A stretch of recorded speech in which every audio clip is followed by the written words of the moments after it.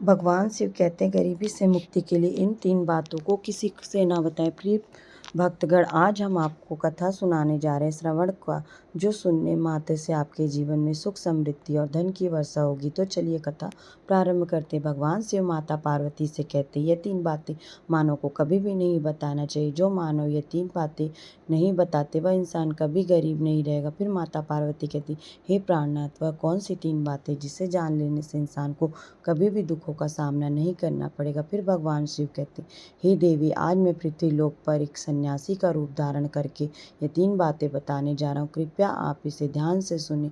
अगर आप यह कहानी सुने तो पूरा सुनिए। इसे कथा को आधा अधूरा छोड़कर जाने की गलती नहीं करिएगा, क्योंकि इस पवित्र कथा को सुनने से मन चाहा फल की प्राप्ति होती है। इसलिए इस कथा को पूरा सुने। आप शिव भक्त हैं तो भोलेनाथ का अनादर ना करें। भगवान शिव पृथ्वी लोक पर एक सन्यासी का रूप लेकर आते। आज इस प्यारी सी कहानी की शुरुआत करते। प्राचीन समय की एक बात थी। एक धनवान सेठ रहता था। उसके घर में किसी चीज की कोई कमी नहीं थी और उसका व्यापार बहुत अच्छा चल रहा था। उसकी पत्नी भी बहुत खुश रहती थी, क्योंकि सेठ उसे हर महीने नए नए गहने खरीद कर देता था। वह बहुत प्रसन्न रखता था। प्रिय श्रद्धालुओं, सेठ के घर के बगीचे में एक वट वृक्ष था। उस वट वृक्ष के नीचे सन्यासी अपना आसन बिछाकर ध्यान किया करते थे। सेठ और सेठानी दोनों सन्यासी की बहुत सेवा करते थे, उसकी देखभाल करते थे, क्योंकि वह सन्यासी कई सालों से उस वट वृक्ष के नीचे रोज रहता था। घर में भोजन देते। सन्यासी उसे बहुत प्रेम करते। भगवान शिव सन्यासी थे, वह बहुत खुश होते थे, क्योंकि उन्हें किसी चीज की कोई कहीं जाना नहीं। सेठ सेठानी रोज श्रद्धालुओं को स्वादिष्ट भोजन बनाते खिलाते। सेठ पत्नी की पत्नी बहुत ही सीधे सरल स्वभाव की थी। उसकी आदत थी वह हर घर की बात बाहर वालों को बता देती। एक दिन सेठ पत्नी पति से पूछा कि आपका व्यापार कैसे चल रहा, आप कैसे इतना मुनाफा कमा लेते। श्रद्धालु अपनी पत्नी से ऐसा सवाल। सेठ ने सारी बातें बता दी। सेठ ने कहा, प्रिय, मैं अनाज का धंधा करता हूँ। मैं चंबल घाटी में अनाज खरीदता हूँ और उसे महंगे दामों में बेच देता हूँ। प्रिय श्रद्धालु, अपने पति की अब सारी बातें जानकर सेठानी बहुत प्रसन्न हुई। उसने सोचा, मेरे पति बहुत ही बुद्धिमान है। यह बात सारी नगर वालों को पता होना चाहिए। मेरे पति इतने बुद्धिमान, इतना ज़्यादा धन कमाते। प्रिय श्रद्धालु, अब सेठ की पत्नी ने पूरे नगर पे ये बात फैला दी कि उसके पति इस तरीके से पैसा कमाते। श्रद्धालु, अब क्या है, नगर के कुछ लोगों को जब यह पता चला कि सेठ किस प्रकार धन अर्जित करते, तो वे भी अनाज का धंधा करने लगे। प्रिय श्रद्धालु, अब नगर में बहुत से लोगों ने अनाज का व्यापार करने लगे। सेठ जो पहले से कम दामों में अनाज खरीदता था, अब वही महंगे दामों में अनाज बिकने लगा। सेठ का धंधा थोड़ा कम चलने लगा, उसे मुनाफा नहीं होता। धीरे धीरे वह गरीब होते जा रहा था। सेठ का पूरा धंधा बैठ गया। यह देखकर बहुत चिंतित और दुखी हो गया। प्रिय श्रद्धालु, एक दिन की बात, सेठ अपने व्यापार की परेशानियों से तंग आकर बगीचे में बैठा था। तभी भगवान शिव सन्यासी थे। वह कहाँ जा आते, कहते, सेठ जी, क्या बात है, आज आप कुछ परेशान लग रहे हैं। तब सेठ ने बताया कि संत महात्मा, मेरा व्यापार बहुत ही मंदा चल रहा है। मुनाफा बहुत कम हो गया। नगर में बहुत से लोगों ने अनाज का धंधा शुरू कर लिया, जिससे मेरा धंधा बैठता जा रहा। भगवान शिव को सन्यासी से सेठ की बातें सुनकर कहते हैं, सेठ जी, क्या आपने किसी को बताया था कि आप किस प्रकार से धन अर्जित करते, किस प्रकार से आप अपनी जीविका चलाती? यह सेठ कहता है, संत महात्मा, मैंने अपनी पत्नी को सारी बात बताई। यह मुझसे पूछ रही है कि आप इतना धन कैसे कमाते हैं। तब मैंने बताया कि मैं अनाज का व्यापार करके धन अर्जित करता हूँ। प्रिय श्रद्धालु, अब सन्यासी को सारी बात समझ में आ गई। सन्यासी कहते, सेठ जी, आपने बहुत बड़ी गलती कर दी। आपको सेठानी जी को ये सब बातें नहीं करनी चाहिए। आज मैं आपको यह कहानी सुनाता हूँ। इस कहानी के माध्यम से बताऊँगा कि चाहे कितनी भी गरीब इंसान को ये 3 बातें कभी किसी को भी नहीं बतानी चाहिए। इससे गरीबी आपके आसपास ही नहीं भटकेगी।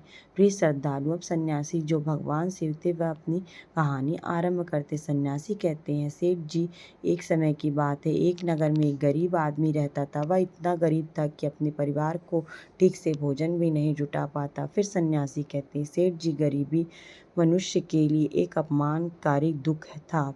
बिना धन के गृहस्थी और घर चलाना बहुत ही मुश्किल था। फिर सन्यासी कहते, सेठ जी वह गरीब आदमी जैसे तैसे अपने घर वालों का पेट पाल रहा था। कभी उनको भोजन मिल जाता तो कभी भूखे पेट में सोना पड़ता। एक दिन उस गरीब आदमी की पत्नी ने कहा, हमारे पास तो धन नहीं है, सुबह को खा लेते तो शाम की उम्मीद नहीं, शाम को खा लेते तो सुबह की उम्मीद नहीं। आखिर ऐसे कब तक चलेगा? मैं जैसे तैसे करके घर चला लूँगी, लेकिन आप धन कमाने के लिए परदेश चले जाइए। इस प्रकार से हमारे परिवार का गुजारा नहीं चलेगा। मनुष्य के पास चाहे कितना धन हो, लेकिन उसके पास कोई काम नहीं तो वह धन भी बेकार होता है। अगर हम कुछ नहीं करेंगे तो अपने बच्चों को कैसे पालेंगे? भूखे मरने के से अच्छा किसी की छोटी मोटी मजदूरी ही कर लो। अब पत्नी के बार बार कहने पर वह गरीब आदमी धन कमाने की आस लेकर घर से निकल पड़ा। वह जंगलों के रास्ते प्रदेश के लिए रवाना हुआ। चलते चलते वह जंगल में पहुंच गया। फिर दूर की यात्रा करके जा रहा था। बेचारा थक के जा चुका था। उसने देखा आगे एक छायादार बरगद का पेड़ है। उस पेड़ की लंबी लंबी शाखाएं थी, उसकी जड़ें बहुत ही जमीन को छू रही थी। शीतल छाया देकर बेचारा गरीब आदमी उस पेड़ के नीचे बैठकर आराम करने लगा। प्रिय श्रद्धालु, सन्यासी आगे, वह गरीब आदमी वह बरगद के नीचे आराम से लेटा हुआ था। तभी उसने देखा कि कहीं से एक सांप आया। वह सांप उसी पेड़ पर चढ़ गया। गरीब आदमी उस सांप की ओर गौर से देख रहा था। वह सोचने लगा कि यह सांप इस बरगद पर क्यों चढ़ रहा है, अब क्या करेगा? तभी उसने देखा कि उस पेड़ की डाल पे तोता मैना के घोंसला था। घोंसले में तोता और मैना के बच्चे रह रहे थे। सांप को देखते तोता और मैना के बच्चे डर के मारने चिल्लाने लगे। वह आदमी देखते ही समझ गया कि यह दुष्ट सांप इन बच्चों को खाने आया। सोचने लगा कि मैंने तो इन बच्चों को देख लिया, अगर मैं इन्हें नहीं बचाता तो मुझे बहुत बड़ा पाप लगेगा। बच्चे तो बच्चे होते, चाहे वे इंसान के या किसी पक्षी के। बच्चों की हमेशा रक्षा करना चाहिए। उधर एक सर्प उन बच्चों के पास पहुंचा। तभी वह गरीब आदमी और फटाफट से बरगद के पेड़ पर चढ़ गया। उसने सर्प को मार गिराया और नीचे फेंक दिया। फिर उसी बरगद के पेड़ के नीचे आकर लेट गया। तोता मैना बच्चे की अपनी रक्षा करने वाले उस आदमी को मन ही मन बहुत सारी दुआएं देने लगे। श्रद्धालुओं, उसी समय तोता मैना अपने बच्चों के पास आते, अपने माता पिता को देखकर बताते हैं। तोता मैना के बच्चे बहुत खुश होते हैं और उन्हें पूरी घटना बताते हैं कि आज इस वृक्ष के नीचे एक इंसान लेटा था। वह हमारे लिए देवदूत बनकर आया था। हमें खाने के लिए एक भयंकर सर्प आया था। इसी इंसान ने उस भयानक सर्प को मारकर हमारे प्राण बचाए। हम इसके ऋणी हो गए। अगर यह इंसान सर्प को नहीं मारता तो आज हम घोंसले में जीवित नहीं होते। इसका हम पर बड़ा एहसान हो गया।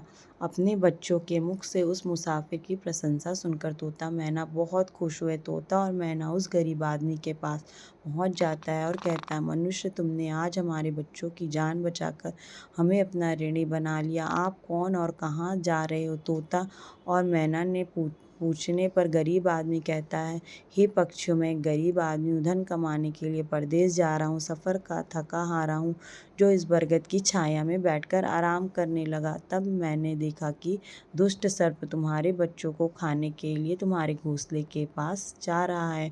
मैंने उसे मार डाला। और तोता मैना बोले, भाई, तुमने हम पर बहुत बड़ा उपकार किया। संसार में सबसे बड़ी खुशी बच्चों की होती है। बच्चों से अधिक प्रिय हो तो किसी को कोई नहीं होता। आप भी धन कमाने अपने बच्चों के लिए जा रहे हैं। अब आपने हमारे बच्चों की जान बचाई तो हम आपके बच्चों को भूख मिटाना चाहते हैं। तब उन्होंने बताया कि हम दोनों तोता मैना नाम के पक्षी हैं। हम हमेशा कीमती मोती खाते और हमने सुना है कि यह मोती मनुष्यों के लिए बहुत ही ज़्यादा मूल्यवान होती है। हम तुम्हें मोती देते हैं, तुम इन्हें बेचकर बाजार में खाने का कुछ सामान ले आओ और आज से तुम यहीं रह के हमारे बच्चों की देखभाल करते रहना। हम तुम्हें इसी तरह से रोज यह कीमती मोती लाकर देते रहेंगे। तोता मैना की बात सुनकर वह गरीब आदमी खुश हो गया। सोचता है कि अगर मैं यही धन मिलेगा तो मैं बाहर क्यों जाएंगे। प्रिय श्रद्धालु, वह आगे कहता है कि सेठ जी, वह गरीब आदमी तोता से कुछ मोती लेकर बाजार गया और अपने खाने पीने का सामान खरीद लाया। उस वृक्ष के नीचे उसने एक झोपड़ी बना ली और वहीं रहने लगा। तोता मैना के बच्चों की देखभाल करने लगा। अब तो तोता और मैना निश्चिंत हो गए कि उन्हें उनके बच्चों की रक्षा करने वाला मिल गया। अब निश्चिंत होकर भोजन के लिए सुबह अपने घोंसले से उड़ जाते और शाम को लौट कर आते। अपने बच्चों को घोंसले में सुरक्षित देखकर वे बहुत खुश होते और उस गरीब आदमी को धन्यवाद करते थे और उसे कुछ मोती लाकर देते थे।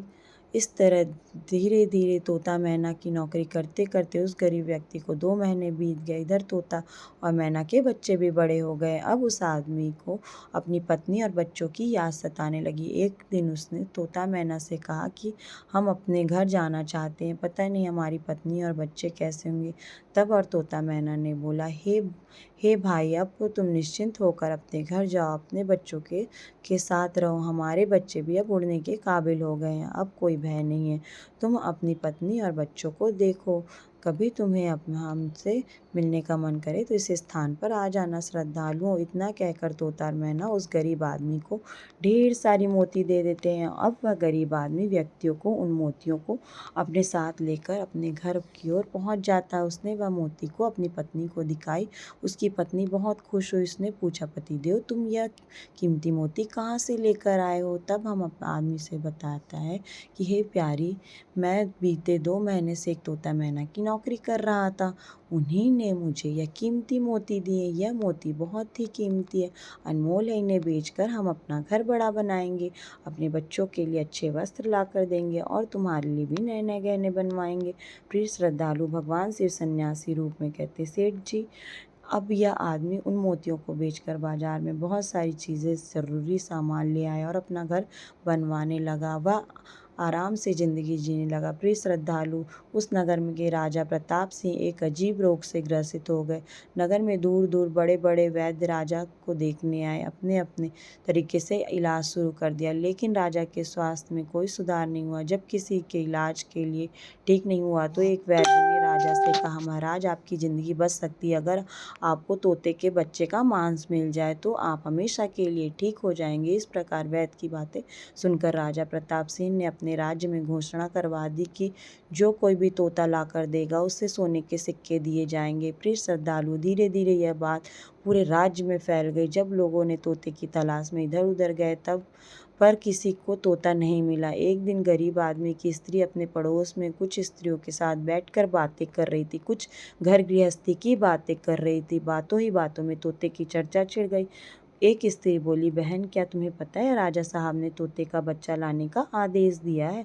तोता लाना कोई आसान काम नहीं है। जब गरीब आदमी की पत्नी ने सुना कि राजा साहब बीमार हैं और उन्होंने घोषणा की है कि जो कोई उन्हें तोता का बच्चा लाकर देगा उसे सोने के सिक्कों से माला माल कर देंगे, यह सुनकर उस गरीब आदमी की पत्नी ने कहा, अरे बहनों, तोता लाना कौन सी बड़ी बात है। मेरे पति तो 2 महीने तक तोता और मैना की नौकरी करते आए थे।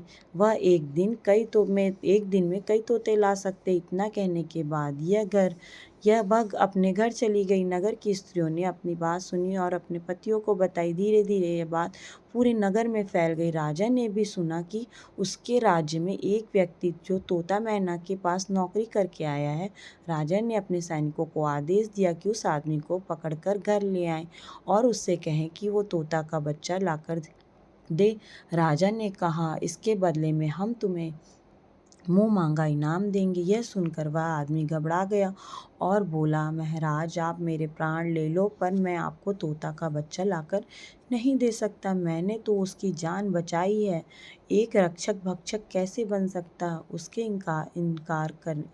इनकार करने पर राजा प्रताप बहुत नाराज हुए और बोले, तुमने हमारी बात नहीं मानी तो तोता का बच्चा लाकर नहीं दिया तो हम तुम्हारी पत्नी और बच्चों को मरवा देंगे। प्रिय श्रद्धालु, फिर भगवान शिव रूपी सन्यासी कहते कि मनुष्य सबसे ज़्यादा कमज़ोर तब पड़ता है जब उसके बच्चों की सुरक्षा की बात आती है। ऐसे में वह कुछ भी करने के लिए मजबूर हो जाता है। राजा की बात सुनकर वह गरीब आदमी बहुत ही ज़्यादा घबरा जाता। उसने सोचा कि अब मुझे किसी तरह के तोते का बच्चा लाकर राजा को देना ही होगा। वह घर आया और उसने अपनी पत्नी को डांटते कहने लगा, तुमने यह क्या कर दिया। तुमने बिल्कुल ही समझ नहीं है हम क्या करते और कहाँ जाते? तुमने तो बातें नगर की स्त्रियों को क्यों कही? धीरे धीरे यह बातें राजा प्रताप तक पहुँच गई। अब बताओ मैं क्या करूँ? जिन तोता मैना को मैंने खाने का भोजन रहने जिन तोता मैना ने हमें खाने का भोजन, रहने को घर, पहनने को अच्छे वस्त्र दिए, मैं उनके साथ ही गद्दारी कैसे कर सकता हूँ? तुम्हें यह बात उन महिलाओं को बताकर बहुत बड़ी भूल की है। वह व्यक्ति के प्रिय अपने घर की कुछ बातें दूसरों को नहीं कहनी चाहिए।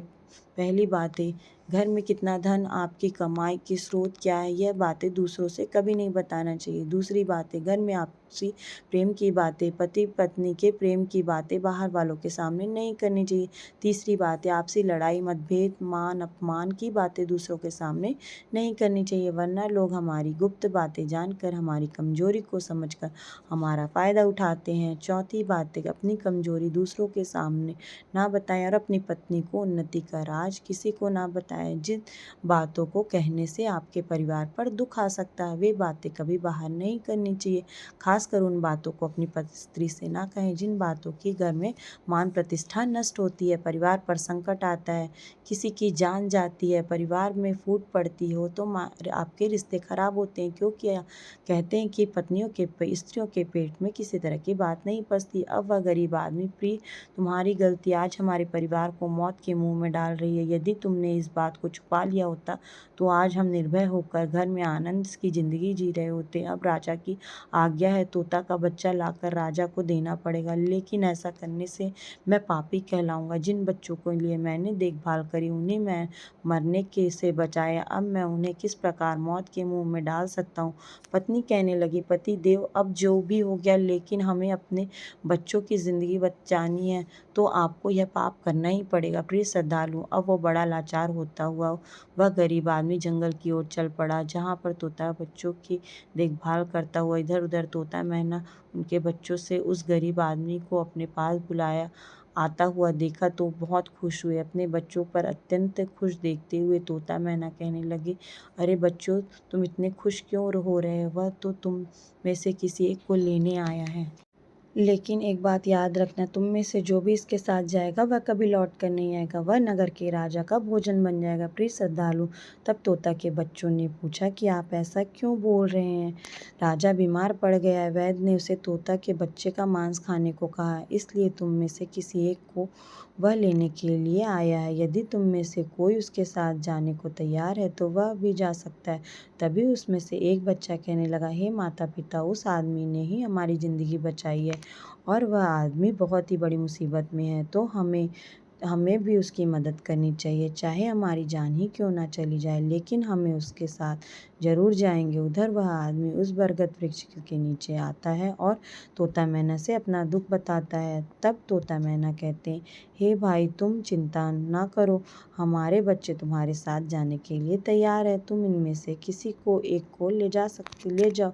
श्रद्धालु, वह गरीब आदमी उसमें से एक तोते के बच्चे को लेकर लौट जाता है, राजा को ले जाकर दे देता है। राजा उस तोते के बच्चे को एक पिंजरे में बंद करके रखता है और अपने नौकर को रहने के लिए कहता है। राजा कहता है कि इसे सुबह निकालेंगे और इसके मांस को खा जाएंगे। प्रिय श्रद्धालु, अब क्या होता है कि राजा प्रताप सिंह का एक बेटा है जो पशु पक्षियों से बहुत प्रेम करता था। उसे यह नहीं पता था कि यह तोता उसके पिता के खाने के लिए आया। वह अपने मित्रों के साथ उसी जगह पर खेल रहा था जहाँ पर तोता का बच्चा पिंजरे में कैद था। राजकुमार ने कहा, एक सुंदर तोते के बच्चे पिंजरे में राजकुमार ने कहा कि मित्र कहता है, मित्र तुम इस पक्षी को बाहर निकालो, ये कितना सुंदर तोता है, पिंजरे में इसका रहना बिल्कुल सही नहीं है, हमें इसे आज़ाद कर देते हैं। अपने मित्र की बातें सुनकर राजकुमार ने उस तोते के बच्चे को पिंजरे से बाहर निकाला। जैसे ही वह पिंजरा खोलता है, तोता का बच्चा आकाश में उड़ जाता है।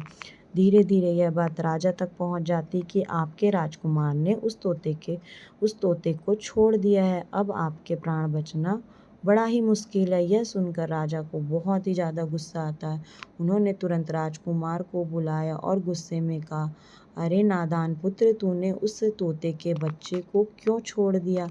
राजकुमार बहुत घबरा गया, बोला, पिताजी, मुझे क्या पता था कि वह उड़ जाएगा, मैं तो उसके साथ खेलना चाहता था। अपने पुत्र की बातें सुनकर राजा को और भी गुस्सा आ गया। उन्होंने कहा, उस नगर से निकालने का आदेश दे दिया। प्रिय श्रद्धालुओं, अब राजा के सैनिक राजकुमार को नगर की सीमा से बाहर छोड़ देते हैं। उधर वह तोते का बच्चा उड़कर अपने माता पिता के पास पहुंचता और उन्हें सारी बात बताता है कि राजा के बेटे ने उसे आज़ाद कर दिया। तोता और मैना ने जब अपने बच्चे को देखा तो वह कहा कि पुत्र, राजा के बेटे ने तुम्हें आज़ाद कर दिया, लेकिन वह खुद संकट में फंस गया। उसके दुष्ट पिता ने उसे नगर से निकाल दिया है। अब तुम्हारी जिंदगी की जिम्मेदारी तुम्हारे ऊपर है। तुम जाओ और उसकी मदद करो। प्रिय श्रद्धालु, तोता राजकुमार की मदद करने के लिए उसके पास पहुंच जाता है और राजकुमार उसे देखते ही पहचान लेता है। यह वही पक्षी है जिसे मैंने पिंजड़े से आज़ाद कर दिया था। राजकुमार कहता है, तुम्हारी वजह से मुझे मेरे पिता ने नगर से निकाल दिया। अब तुम ही बताओ मैं क्या करूं, कहाँ जाऊं? तोता कहता है, मित्र तुम चिंता मत करो, तुमने मेरी जान बचाई थी इसलिए मैं भी तुम्हारी मदद करने हूँ। दुख और सुख में अब मैं तुम्हारे साथ ही रहूँगा। श्रद्धालु, जब राजकुमार खुश हो जाता है क्योंकि उसे कम से कम एक साथी तो मिल ही गया था। अब तोता और राजकुमार दोनों एक दूसरे नगर में घूमने लगे और चलते चलते दोनों ही एक सुंदर बगीचे में पहुंच गए। उसे बगीचे में वहां के राजा की पुत्री भी सहेलियों के साथ घूमने आया करती थी। उस राज्य की राजा की कन्या का नाम रूपमती था। राजकुमार रूपमती बहुत ही सुंदर थी और उसकी खूबसूरती की चर्चा पूरे नगर में होती थी। राजकुमार और तोता उस बगीचे में बैठे हुए तभी वहां का राजा की कन्या रूपमती अपनी सहेलियों के साथ बगीचे में घूमने आती। राजकुमार को देखकर राजकुमार वृक्ष पीछे छुप जाता और तोता राजकुमारियों के सामने पहुंच जाती है। राजकुमारी उस सुंदर तोता को देखकर मोहित हो जाती है। वह उसे पकड़ना चाहती है लेकिन तोता उसकी पकड़ में नहीं आता।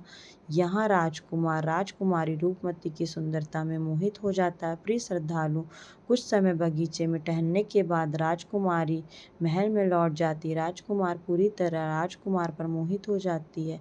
अब तो उसे एक पल भी अच्छा नहीं लग रहा। अब तोता ने कहा, मित्र तुम चिंता मत करो, तुम जिसे चाहने लगे हो तुम्हें उसे मिलवा दूंगा। राजकुमार बोला, मित्र मुझे किसी भी तरह राजकुमारी से मिलवा दो, मैं उसके बिना अब नहीं रह पाऊंगी। तोता बोला, मित्र मुझ पर भरोसा रखो, पता लगा कर आता हूँ कि राजकुमारी कहाँ रहती है, तुम इससे कैसे मिल सकते हैं। प्रिय श्रद्धालु, अब तोता राजकुमारी रूपमती के पास जाता है। राजकुमारी के महल के चारों तरफ सैनिक तैनात रहते हैं लेकिन तोता उड़ता हुआ ऊपर जाता है और राजकुमारी के कक्ष में के बाहर बैठ जाता। तोता का ये सब नज़ारा देखता सारी बात सुनकर राजकुमार को आकर बताता है कि महल के में जाकर राजकुमारी से मिलना बहुत ही मुश्किल है। तोता कहता है, तुम एक काम करो, अपना रुमाल मुझे दे दो, मैं तुम्हारी रुमाल राजकुमारी के पास पहुंचा दूंगा, उसकी चुनरी ले आऊँगा।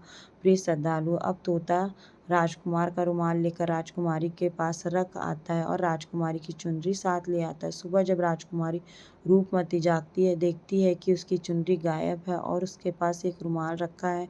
राजकुमारी तुरंत समझ जाती कि रात में कोई पुरुष उसके कक्ष में आया था। उसने देखा कि उसकी चुनरी गायब और उसकी जगह में पुरुष का रुमाल रखा है। राजकुमारी बहुत ही ज़्यादा व्याकुल हो जाती है और अपने सभी सिपाहियों को सावधान कर देती है। वह सिपाहियों से पूछती कि रात में उसके पास कौन आया था, लेकिन किसी के पास कोई जवाब नहीं होता। वह राजकुमारी के कक्ष की सुरक्षा बढ़ा दी जाती। प्रिय श्रद्धालु, अगली रात फिर से तोता राजकुमारी के कक्ष में जाता और मित्र द्वारा लिखी हुई चिट्ठी को राजकुमारी के पास रख आता है। अगले दिन जब राजकुमारी जागती है तो चिट्ठी पढ़ती है तो उसमें लिखा होता है कि राजकुमारी, मैंने जब से तुम्हें देखा है तब से तुम्हारा हो गया, मैं तुमसे विवाह करना चाहता हूँ। अगर तुम्हें मुझसे मिलना है तो मुझे अपने बगीचे में आ जाना, मैं तुम्हें वहाँ मिल जाऊँगा। अब राजकुमारी अपनी सहेलियों को लेकर बगीचे में जाती लेकिन वहाँ उसे कोई पुरुष नजर नहीं आता।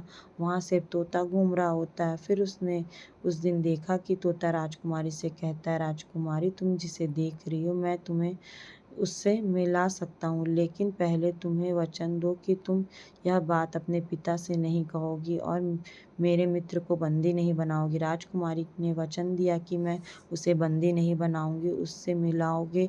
मैं देखना चाहती हूँ कि वह कौन है जो इतने सख्त पहरे के बावजूद भी मेरे कक्ष में पहुंच गया। तब तोता ने अपने मित्र राजकुमार को बुलाया। श्रद्धालु राजकुमार भी देखते में बहुत सुंदर था। उसकी सूरत देखकर राजकुमारी भी मोहित हो गई। तब राजकुमार आता है और राजकुमारी के पास बैठकर बड़े ध्यान से उसके सुंदर चेहरे को निहारने लगता है। राजकुमारी ने पूछा, तुम कौन हो और इतने कड़े पहरे के बाद भी तुमने मेरे कक्ष में कैसे पहुंच गए? राजकुमार बोला, प्रिय, जब दिल में प्रेम होता है तो कोई भी कार्य संभव नहीं होता। जब मैंने तुम्हें देखा तब से मैं तुमसे प्रेम करने लगा, तुमसे विवाह करने की इच्छा रखता हूँ। श्रद्धालु जब राजकुमारी ने पूछा कि कौन हो और कहाँ से आए, राजकुमार ने कहा पूरी कहानी उसे सुनाई। राजकुमार की कहानी सुनते के बाद राजकुमारी के मन में के लिए सहानुभूति हो गई। अब तो रोजाना राजकुमारी रूपमती उस राजकुमार से मिलने के लिए बगीचे में आया करती थी। एक दिन राजकुमारी ने कहा, राजकुमार, मेरे पिता तुम्हारे साथ मेरा विवाह नहीं करेंगे, इसलिए मैं तुम्हारे साथ भाग चलती हूँ और कहीं दूसरी जगह चलकर हम अपना विवाह कर लेंगे और आनंद पूर्वक रहेंगे।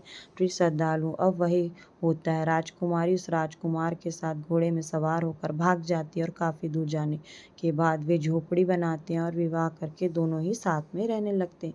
दोनों को रहते रहते बहुत समय बीत जाता है। वह तोता भी उन्हीं के साथ रहता है। प्रिय श्रद्धालुओं, भगवान शिव सन्यासी रूप में कहते हैं, सेठ जी, उस राजकुमार की झोपड़ी में किसी तरह से आग लग जाती है और उसी आग को बुझाने के चक्कर में उस तोते के पंख जल जाता है।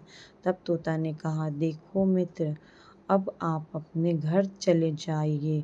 अब आपके पिता को गुस्सा भी शांत हो चुका है। अब आपके पिता आपसे कुछ नहीं कहेंगे। जब वह आपके को अपनी बहू के साथ देखेंगे तो वह आपको माफ़ कर देंगे। मेरा तो एक पंख जल गया है, अब मैं उड़ भी नहीं सकता, इसलिए मैं कुछ नहीं कर सकता। यही कहकर अपने पंख होने का इंतज़ार करता हूँ। जब मेरा पंख दोबारा उग जाएगा तो मैं आपसे मिलने के लिए ज़रूर आऊँगा। प्रिय श्रद्धालु, इस प्रकार से वह दोनों राजकुमार और उसकी पत्नी अपने नगर के लिए चल देते हैं। चलते चलते रास्ते में एक नदी पड़ती है। उस नदी का नाविक नाव चलाता है। राजकुमार अपनी पत्नी को लेकर नाव में बैठ जाता है। जैसे ही नाव नदी के बीच में पहुंचती है तो राजकुमार देखता है कि एक चूहा बार बार नाव में चढ़कर आता है, लेकिन वह नाविक उसे हटाकर गिरा देता है। उसे कई बार चूहे को नाविक से हटा देता है। तब राजकुमार कहते हैं, अरे यह बेचारा इस प्रकार से जल में डूबकर मर जाएगा, ये अपने प्राण की रक्षा करने के लिए इस नाव पे चढ़ रहा है, इसे चढ़ने दो। जब राजकुमार ने नाविक से कहा, आप इस चूहे को चढ़ जाने दो, तो राजकुमार के कहने पर उस नाविक ने उस चूहे को अपनी नाव पे चढ़ जाने दिया। जैसे ही चूहा नाव के अंदर आया, वह अंदर आकर छुप गया। थोड़ी देर बाद उन्होंने देखा कि नाव के अंदर धीरे धीरे पानी आने लगा। प्रिय श्रद्धालु, उसी चूहे ने नाव को काटकर उसमें छेद कर दिया, जिससे नाव में पानी भरने लगी। जब नाव में पानी बढ़ने लगा तो नाव पानी से डूबने लगी। धीरे धीरे जब नाव डूबने लगी तो राजकुमार पानी में बहने लगे। पानी के बहाव में राजकुमारी बहुत दूर पहुंच गई। राजकुमारी रूपमती भी उसी पानी में बहती हुई राजा के बगीचा में जा पहुंची। बगीचे में रहने वाले माली जब राजकुमारी को बेहोश अवस्था में नदी के किनारे पड़े देखता है तो वह जाकर राजा को यह खबर देता है कि राजा जब वो सुंदर लड़की को देखता है तो उस पर मोहित हो जाता है। सुंदर राजकुमारी को देखा उसे अपने महल में ले जाता है और उस राज्य वैद्य से उसका इलाज करवाता है। श्रद्धालुओं, कुछ दिन बीतने के बाद जब राजकुमारी ठीक हो जाती है तो एक दिन देखती है कि वह राजा उसके करीब खड़ा। राजा ने पहले ही राजकुमारी रूपमती के चेहरे को निहार रखा था। अब वह राजकुमारी से विवाह करना चाहता था। राजा कहने लगा, हे राजकुमारी, तुम्हारा भी इस दुनिया में कोई नहीं, अब हमारी पत्नी बन जाओ, तुम हमारी रानी बन जाओ, हमारे महलों में बड़े आराम से रहोगे। प्रिय श्रद्धालु, राजकुमारी रूपमती बहुत ही बुद्धिमान थी। उसने अपने मन पे विचार किया, यदि वह इस तरह समय राजा को विवाह करने से मना करती है तो राजा उसके साथ जबरदस्ती करेगा, इसलिए उसने राजा को कुछ दिन के लिए समय मांगा। रूपमती बोली, राजा साहब, थोड़े दिन ठहर जाओ, उसके बाद मैं तुम्ही से विवाह करूंगी। अब राजकुमारी उसी राजा के महल में रहने लगी और गरीब असहाय लोगों को भोजन कराने लगी। श्रद्धालुओं, उधर क्या होता है, उसका जो पति था राजकुमार, वो भी पानी में बह गया। वह बेचारा मुसीबत का मारा इधर उधर घूमता रहा। उसी समय वह भी भोजन की तलाश में पहुंच जाता जहां राजकुमारी गरीबों को भोजन कराती। वही राजकुमार भी पहुंच जाता। राजकुमारी ने उसे देखते ही पहचान लिया और उसकी आंखों में आंसू आ गए। राजकुमारी ने राजकुमार को एकांत में बुलाया और सारी बातें बताई। उसने कहा, हे स्वामी, आप यहाँ आराम से रहिए और मैं इसी राजा की नौकरी कीजिए। जब हमें मौका मिलेगा तब हम यहाँ से चले जाएंगे। श्रद्धालु राजकुमार उसकी बातों से सहमत हो गया और राजा का नौकर बनकर महल में रहने लगा। वह राजकुमारी रूपमती की सहायता करने लगा और गरीबों को भोजन परोसने लगा। लेकिन राजा को यह नहीं पता था कि राजकुमार उसका पति है। राजा तो उसे अपना नौकर समझता था। प्रिय श्रद्धालु, इस प्रकार राजकुमारी रूपमती राजकुमार के साथ पक्षियों को दाना चुगाती है। एक दिन वही तोता राजकुमारी के यहाँ दाना चुगने गया। अब उसके पंख निकल आए थे। जब उसने दाना चुगने आया तो राजकुमार और राजकुमारी को पहचान लिया। राजकुमारी रूपमती ने तोता को देखा कि उसकी आंखों में आंसू झलक आए। उन्होंने तोता को पूरी कहानी सुनाई कि वे इस प्रकार से यहाँ फंस चुके हैं और राजा को भी नहीं पता कि वे पति पत्नी हैं। तब तोता कहने लगा, हे राजकुमार, आप चिंता मत करो। आज रात राजा के सभी सैनिक सो जाएंगे। तब हम तुम्हें यहाँ से निकाल कर तुम्हें तुम्हारे पिता के घर पहुँचा देंगे। प्रिय श्रद्धालु, वही हुआ जो होना था। जब रात होती है तो राजा के सभी सिपाही गहरी नींद में सो जाते हैं। जब सभी सैनिक सो गए तब समय राजकुमारी राजकुमार महल से निकल पड़े। रात के अंधेरे में वे राजकुमार अपने पिता प्रताप सिंह के राज्य में पहुंच गए। राजकुमार अपनी पत्नी को लेकर अपने पिता के पास पहुंचा दिए। उन्हें देखकर राजकुमार का पिता बहुत ही प्रसन्न हुआ। उसे अपनी करनी पर पश्चाताप हुआ। उसने अपने पुत्र और नगर से निकलवाकर बहुत बुरा किया। अब वह बार बार अपने पुत्र से क्षमा मांगता है। जब राजकुमार ने कहा कि पिताजी, मेरी रक्षा इसी तोते ने की जिसे आप मारकर खाना चाहते थे। उसी ने मेरे प्राण बचाए और मुझे शत्रुओं से छुटकारा दिलवाया। राजकुमार के मुख से तोते की बात सुनकर राजा बहुत प्रसन्न हुआ और उसी दिन से राजा ने प्रण लिया कि आज से राज्य में कोई पशु पक्षियों को नहीं मारेगा, सभी लोग उन्हें दान देंगे। प्रिय श्रद्धालु, इस कहानी से सन्यासी सेठ जी को सुनाते बताते हैं कि देखा सेठ जी, इस प्रकार से पूरी बातें जीवन का घोर संकट का आ सकता है, इसलिए यह बातें किसी को भी नहीं बतानी चाहिए। जैसे आपने अपनी पत्नी को बताया कि आप किस प्रकार धन अर्जित करते और आज आपका व्यापार खतरे में है। प्रिय श्रद्धालु, सेठ जी की पत्नी को गलती का एहसास होता है। वह पत्नी को समझाते हैं कि तुम इन बातों को मत बताया करो। फिर भगवान शिव कहते हैं, देवी, यह हमारी कहानी आज यही की समाप्त कहानी होती है। यही इस वीडियो समाप्त को होती है। बोलते इस समय वीडियो कोई त्रुटि हो तो मैं क्षमा चाहती हूँ। उम्मीद है कि आप सभी को यह वीडियो अच्छी लगी होगी। अगर आप शिव जी के सच्चे भक्त हैं तो चैनल को सब्सक्राइब किए और कमेंट में हर हर महादेव लिख दीजिए।